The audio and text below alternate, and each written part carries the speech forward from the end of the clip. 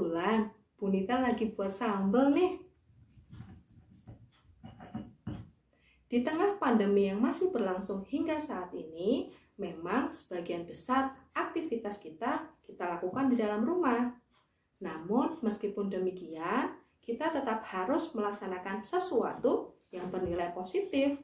Salah satu contohnya, ya masak. Nah, minggu lalu kita sudah membahas tentang perkembangan bumi, munculnya manusia purba, dan juga nenek moyang bangsa Indonesia.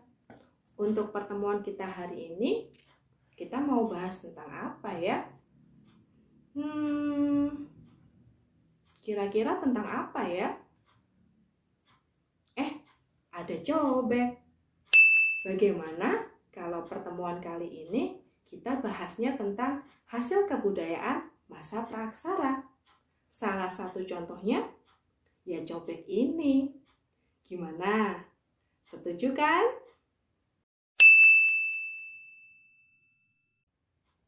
Tahu nggak sih, ternyata cobek yang Bunita gunakan sekarang merupakan salah satu contoh hasil kebudayaan masa praaksara. Ternyata di zaman modern sekarang masih banyak peralatan masa praaksara yang tetap kita manfaatkan. Nggak percaya? Coba Bunita akan berikan contoh yang lain selain cobek. Kalau zaman sekarang, kalian kenalnya cangkul. Kalau masa praaksara, dikenalnya kapak persegi. Contoh lain, kalau zaman sekarang, kalian kenalnya pisau dapur. Kalau masa praaksara, dikenal dengan kapak perimbas. Gimana? Sekarang percaya kan? Nah, sekarang coba kalian perhatikan. Dari 3 contoh yang Bunita berikan, ada cobek, ada kapak persegi, ada kapak perimbas. Kalau kalian perhatikan, ketiga peralatan ini semuanya berbahan dasar dari batu. Kira-kira kalian tahu nggak kenapa berbahan dasar batu, bukan dari plastik atau yang lain? Kalian tahu kenapa? Nah, ternyata manusia purba pada saat itu masih sangat tergantung pada alam. Apa yang disediakan oleh alam, maka itulah yang mereka manfaatkan. Dan kebetulan yang paling mudah mereka temukan dan jumlahnya berlimpah adalah batu. Maka batu inilah yang mereka gunakan untuk aktivitas mereka sehari-hari. Begitu jawabannya. Ngomong-ngomong zaman batu nih, ternyata zaman batu itu dibagi menjadi 4 zaman. Apa saja ya zaman batu itu? Nah, sekarang kita akan pelajari bersama-sama. Oke, kita akan mulai masuk pada materi kita hari ini. Seperti yang Bunita katakan tadi, kita hari ini akan belajar tentang hasil kebudayaan masa praaksara. Nah, hasil kebudayaan masa praaksara itu terbagi menjadi 2 zaman. Yang pertama ada zaman batu, yang kedua ada zaman logam. Zaman batu sendiri itu terbagi menjadi 4 zaman lagi. Yang pertama ada zaman Paleolitikum, yang kedua ada zaman Mesolitikum, yang ketiga Neolitikum, dan yang keempat ada zaman Megalitikum. Sedangkan zaman logam sebenarnya ada 3, namun di Indonesia hanya mengalami 2, yaitu zaman perunggu dan zaman besi saja. Indonesia tidak mengalami zaman tembaga. Dan di sini Bunita tuliskan 2 teknik untuk mengolah peralatan dari logam.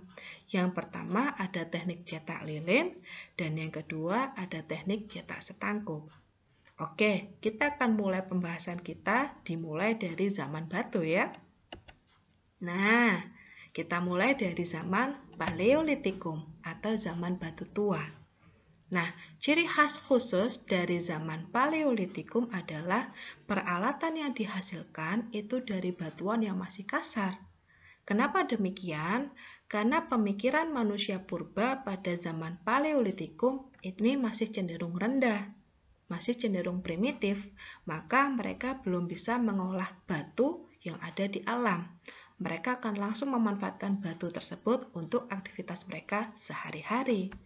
Nah, di sini Bu Nita contohkan beberapa alat yang dihasilkan pada zaman Paleolitikum. Ada kapak penetak, ada kapak perimbas, dan juga kapak genggam. Ini semuanya berbahan dasar dari batu.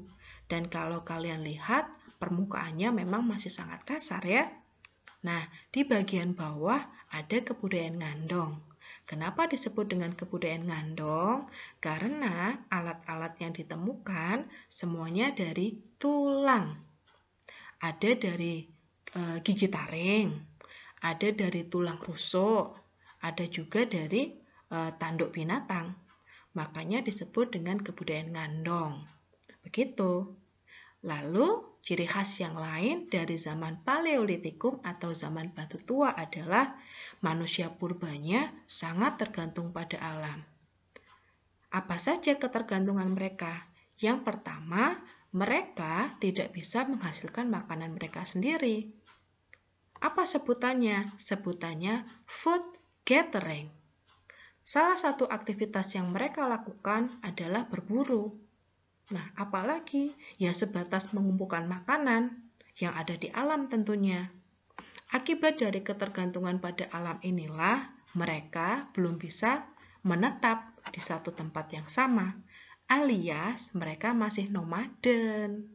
Nah, kenapa nomaden? Iya, karena misalkan nih, mereka sudah menetap di tempat A dan jumlah makanannya melimpah, maka mereka di situ tuh.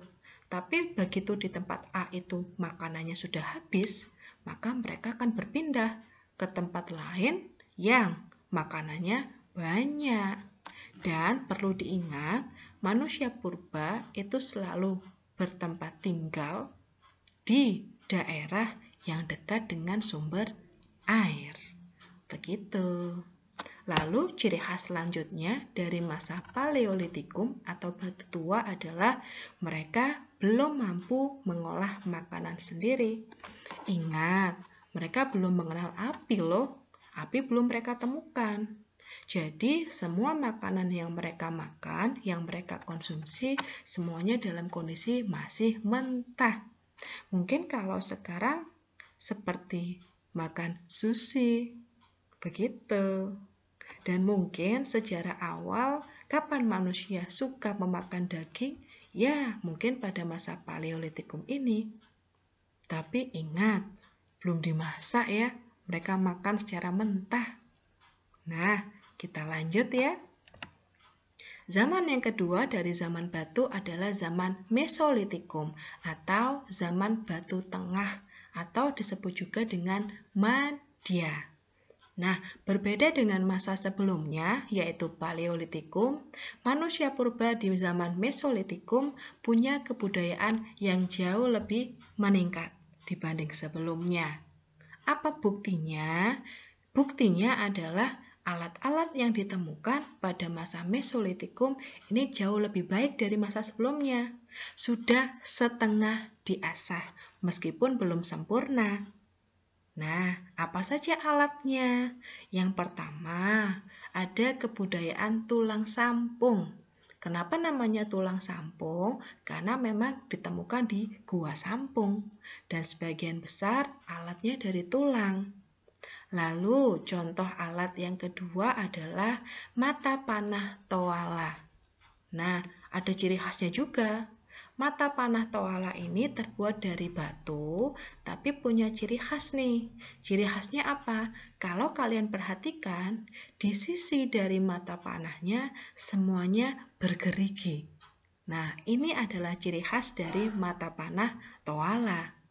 Dan contoh alat yang ketiga adalah pebble atau kapak Sumatera. Duh, kok hampir sama dengan kapak sebelumnya? Perhatikan lagi, berbeda loh. Kalau dilihat dari bentuknya, pebble atau kapak Sumatera ini bentuknya lebih pipih.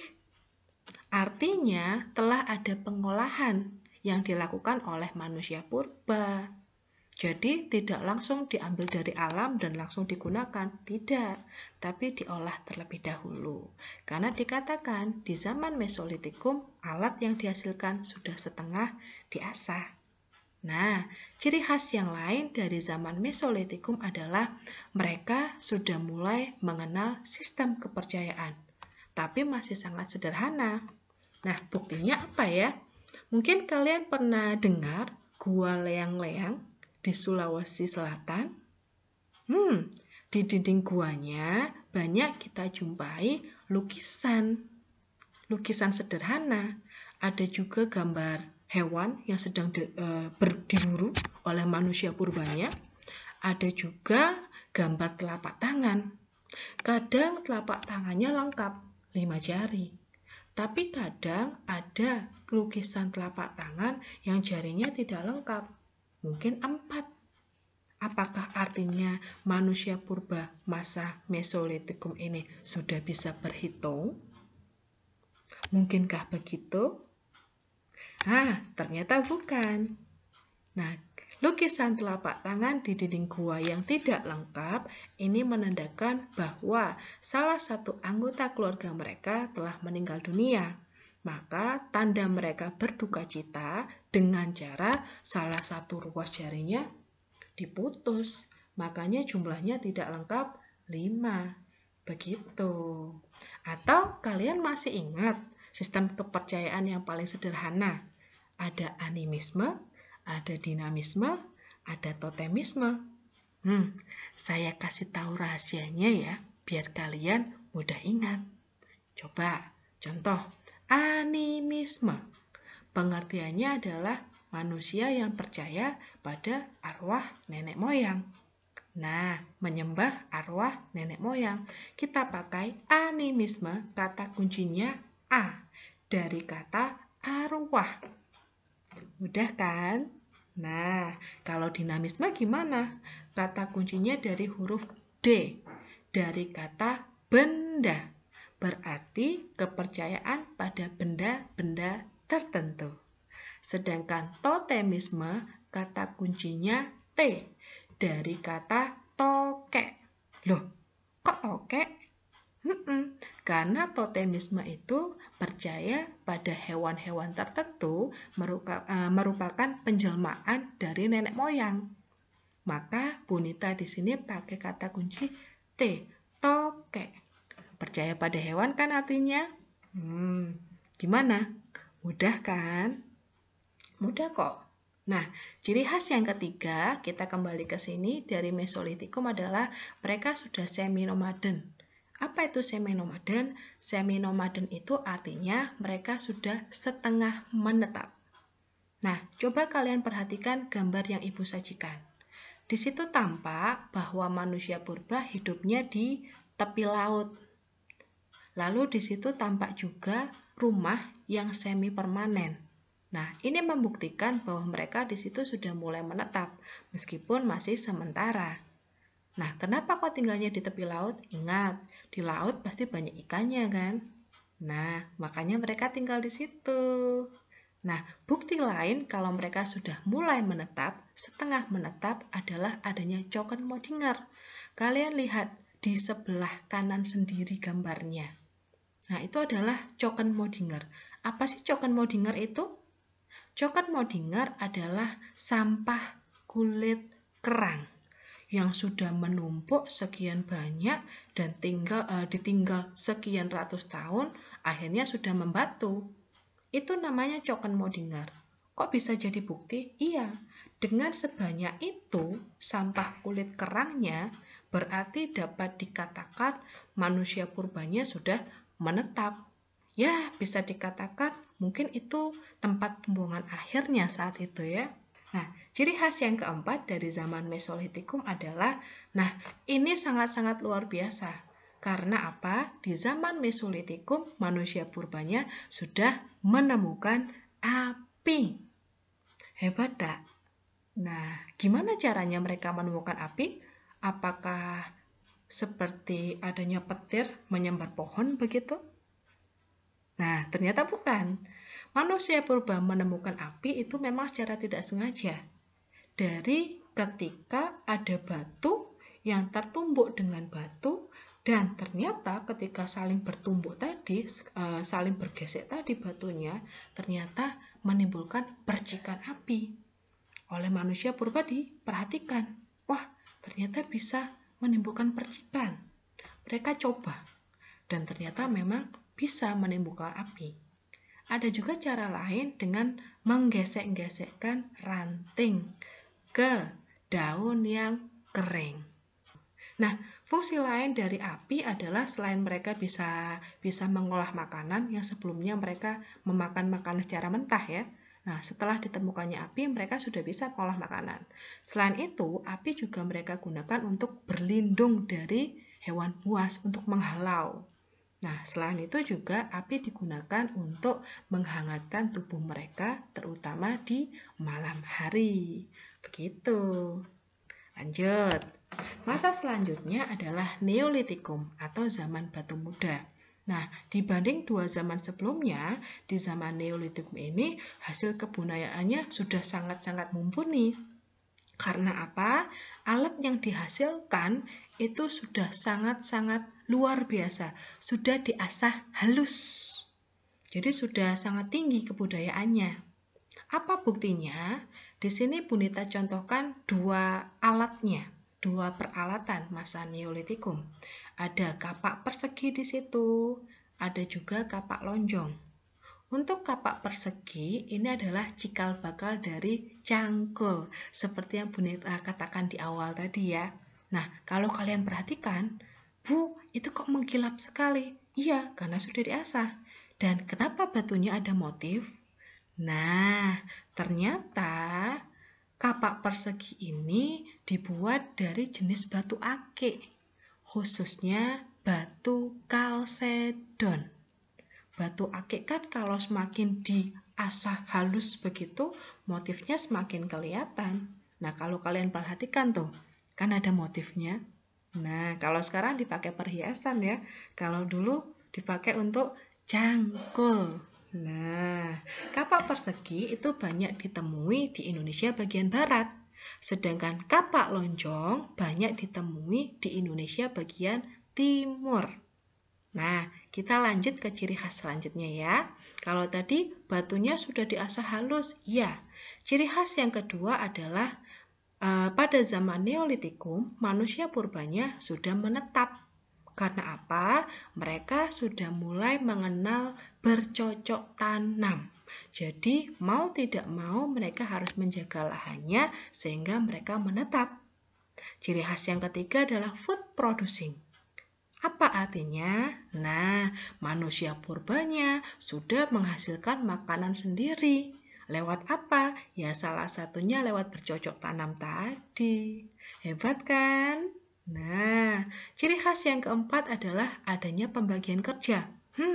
Pada masa ini sudah jelas sekali, laki-laki bagian apa, perempuan bagian apa, dan yang paling khusus adalah pada masa ini karena sudah berkelompok dengan jumlah yang lumayan besar ya, maka mereka membutuhkan pemimpin yang biasa kita sebut dengan kepala suku. Kepala suku di sini tidak dilihat dari titelnya, dia sarjana atau bukan, tidak, tapi dipilih berdasarkan sistem primus inter pares. Siapa yang paling berwibawa, siapa yang paling sakti di antara mereka, itulah yang akan ditunjuk sebagai kepala suku. Begitu. Dan ciri khas yang kelima adalah berladang dengan sistem slash and burn. Bagaimana itu? Slash artinya kita memotong, menebang pohon. Iya, pohon yang di hutan itu ditebangi semuanya. Setelah itu, karena tidak ada alat berat, maka yang sudah ditebang tadi dibakar. Nah, itu sistem slash and burn. Apakah sekarang masih digunakan? Jangan. Saya sangat tidak setuju jika sistem slash and burn untuk saat ini digunakan, karena sangat merugikan. Bisa merugikan bagaimana? Ya, dengan dibakarnya hutan otomatis akan mengganggu ekosistem di sekitarnya. Dan jangan lupa polusi udaranya itu loh yang sangat mengganggu. Jadi ingat, kita sudah tidak boleh menggunakan sistem slash and burn. Ingat ya. Yuk, lanjut.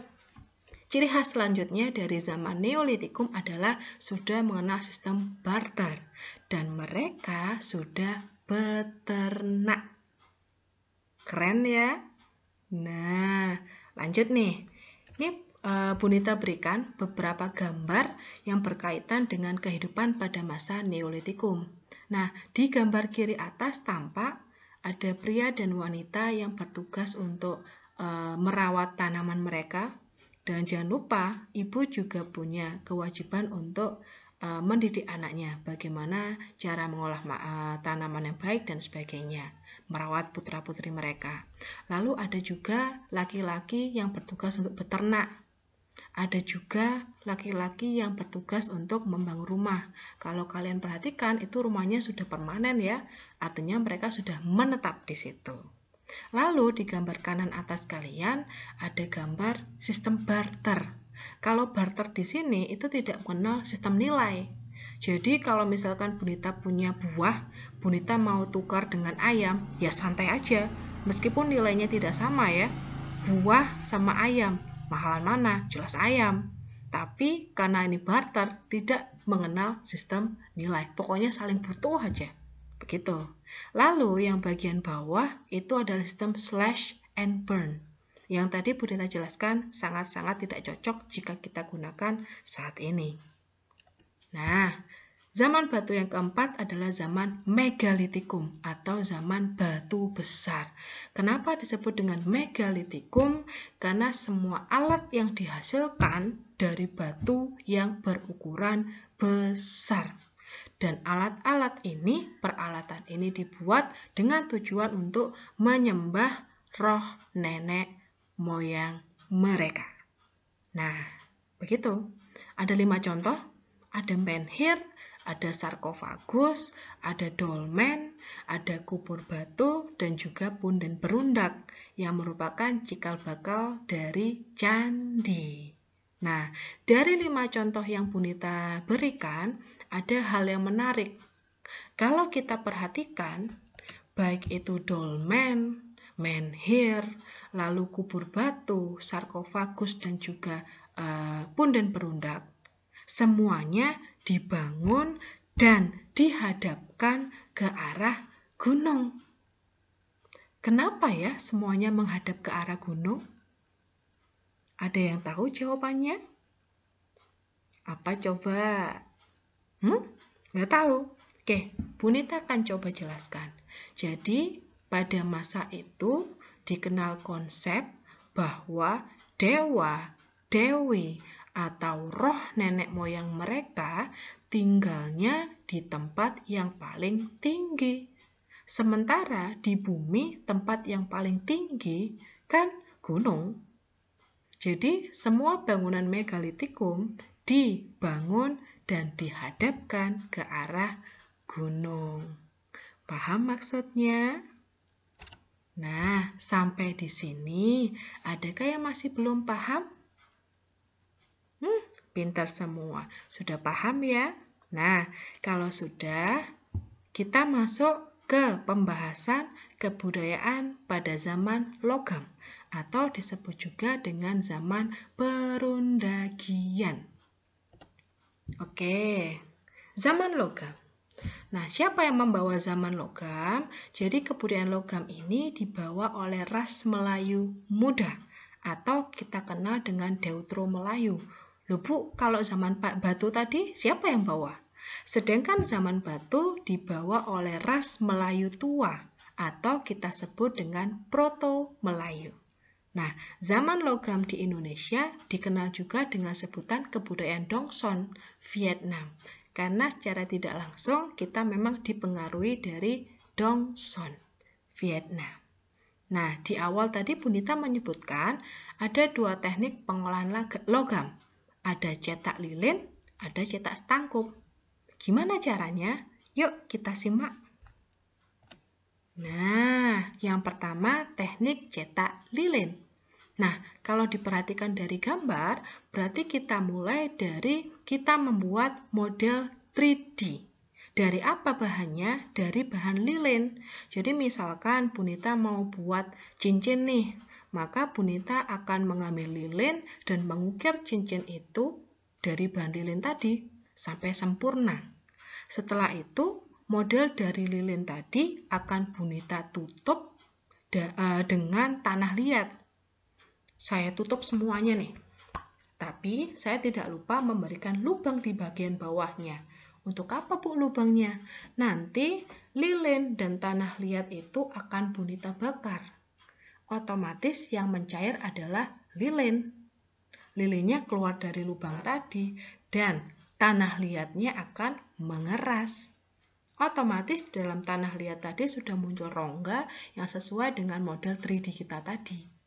Nah, kemudian dari lubang yang sama kita masukkan cairan logam. Kita dinginkan. Kalau sudah dingin, bagian mana yang kita pecahkan? Yang kita pecahkan adalah bagian tanah liat yang sudah mengeras tadi. Kita pecahkan semua. Akhirnya, nah, perhiasan logam kita jadi karena logamnya mengeras. Begitu cara cetak lilin. Yang kedua, ada teknik cetak setangkup. Nah, yang ini masih sering kita gunakan di zaman sekarang. Anda pernah tahu keramik dengan bahan gips? Nah, ini berarti pakai cetak setangkup.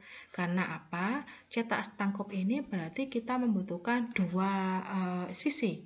Dari sisi depan dan juga sisi belakang. Kita tangkupkan. Nah, itu tekniknya. Ini beberapa contoh dari peralatan pada zaman logam.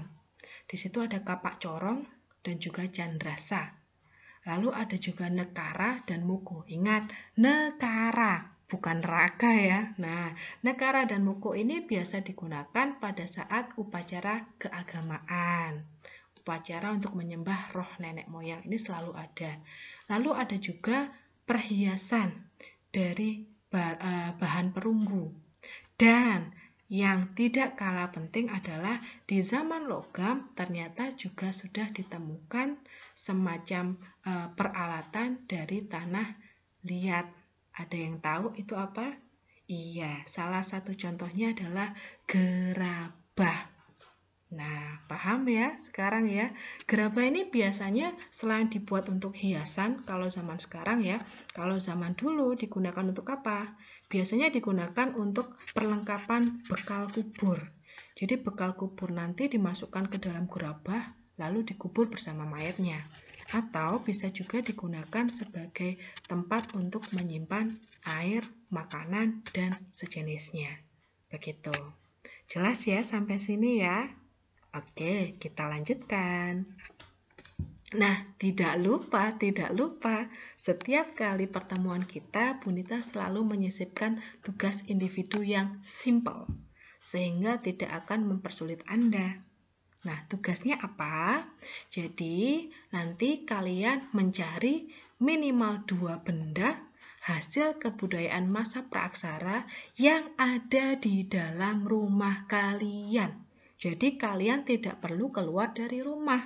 Ingat, tidak perlu keluar dari rumah. Nah, kalian keliling aja dari dalam rumah. Apa ya? Nah, kalau sudah ketemu 2 benda tadi, jangan lupa foto bersama kalian. Dan jangan lupa juga beri nama dan kelas. Kalau sudah jadi, sudah kalian edit, sudah foto cantik, sudah foto ganteng, kasih nama kelas, bendanya kasih nama apa namanya. Nah, kalian bisa kirim melalui WA pribadi Bunita. Seperti biasa ya. Nah, tugas sama dengan absensi. Anda saya beri waktu 1 kali 24 jam untuk menyelesaikan. Panjangkan waktunya dan tugasnya nggak susah kok, sangat mudah. Begitu ya. Dan untuk pertemuan minggu depan, tara!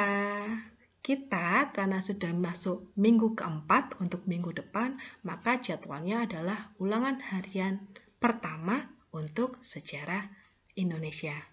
Oke, jadi jangan lupa belajar ya, supaya ulangannya dapat nilai sempurna. Hai, masih semangat kan ya?